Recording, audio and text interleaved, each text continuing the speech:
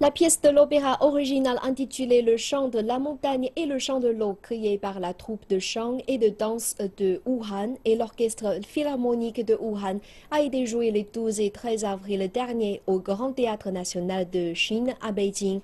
Leur merveilleuse représentation a été chaleureusement accueillie par les spectateurs chinois et étrangers. Il s'agit de la deuxième pièce d'opéra jouée au Grand Théâtre national de Chine pendant le Festival de l'Opéra 2016, ainsi que la première pièce de l'opéra original jouée par la troupe de chant et de danse de Wuhan depuis ces 30 dernières années. Le chant de la montagne et le chant de l'eau a transporté les spectateurs de Beijing 2600 ans en arrière, au royaume de Chu, actuelle province du Hubei.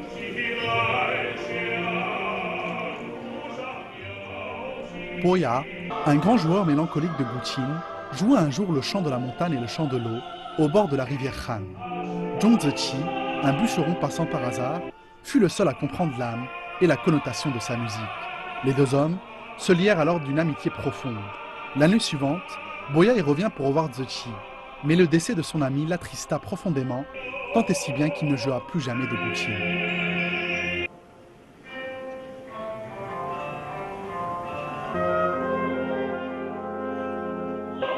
La pièce d'opéra Le chant de la montagne et le chant de l'eau entend interpréter cette histoire traditionnelle chinoise en empruntant le style artistique occidental, en harmonisant la symphonie, la musique de Guqin, ainsi que la mélodie folklorique du royaume de Chu.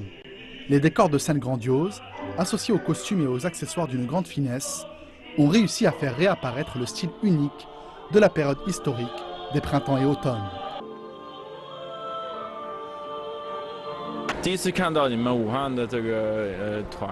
C'est la première fois que je vois le spectacle joué par la troupe de Wuhan. C'est très bien. Surtout la scène éblouissante au tout début. J'ai par ailleurs apprécié les costumes de l'époque antique et le guqin, le fameux instrument traditionnel chinois. Je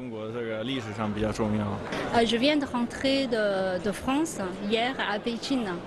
J'ai eu une grande occasion de voir une jolie pièce de théâtre, Le chant de la montagne et de l'eau, qui représentait l'amitié entre Boya et Zhong Ziqi. C'est une jolie pièce de théâtre qui vient de notre pays natal, de Hubei, et ça me ressemble que cette pièce de théâtre qui représentait l'amitié entre la France et la Chine. La légende de Boya et Zhong Ziqi constitue une part très importante de la culture de Chu. Les concepts de gratitude, de sincérité, d'égalité et d'harmonie représentent à eux seuls la quintessence de la culture locale. Elle a ainsi été inscrite au patrimoine culturel immatériel de la Chine en 2014.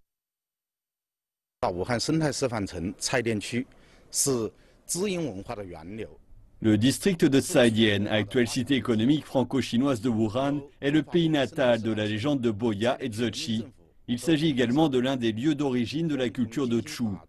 Nous sommes fiers du vif succès remporté au Grand Théâtre national de Chine à Beijing par la pièce d'opéra Le chant de la montagne et le chant de l'eau, coproduite par le gouvernement de Zhaidian et le bureau de la culture de Wuhan.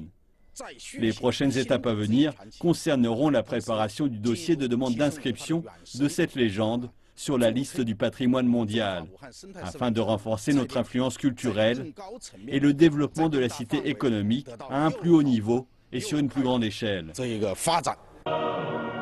Après Beijing, la pièce d'opéra Le chant de la montagne et le chant de l'eau sera présentée dans la province du Hubei, berceau qui a vu naître la légende.